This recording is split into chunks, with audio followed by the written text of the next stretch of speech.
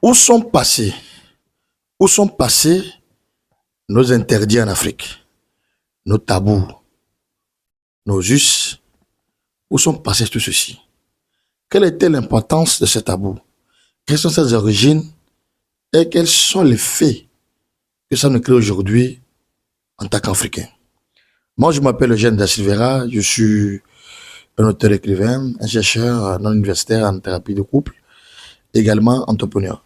Mon dernier livre s'appelle Entrepreneuriat mental, qui est inspiré du grand star Samuel Eto'o du Cameroun, une personne qui a un mental de l'air, pas d'acier, mais d'air. C'est très puissant de comprendre ça. Donc, cherchez à créer ce livre-là et ceux qui veulent le livre, vous pouvez nous écrire en description, vous pouvez être livré partout en Afrique. Voilà, nous continuons. Où sont passés nos tabous? Vous savez, j'avais cette question, j'avais discuté avec beaucoup de personnes tout le long de mes recherches par rapport à l'importance. Parce que, pour rien, vous allez voir qu'on dit dans ce pays-là, les femmes ne doivent pas faire ceci. Je dis, les femmes disent, je le fais, je n'ai rien, pas de conséquences. Pourquoi on n'a pas de conséquences? Est-ce qu'il n'y a pas de conséquences vraiment? Et pourquoi tout ça a été érigé? Vous savez, il y a la spiritualité africaine, qui est notre racine, de tout Africain, qui n'a rien à voir avec la religion moderne que vous avez. Je les conseils religieux, mais je parle ici de notre racine africaine. Chaque racine africaine subdivisée ont des connexions avec des énergies.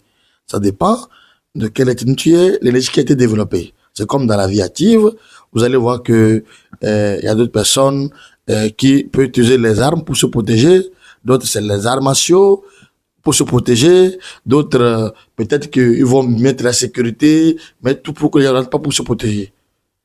Chacun a sa main de le faire.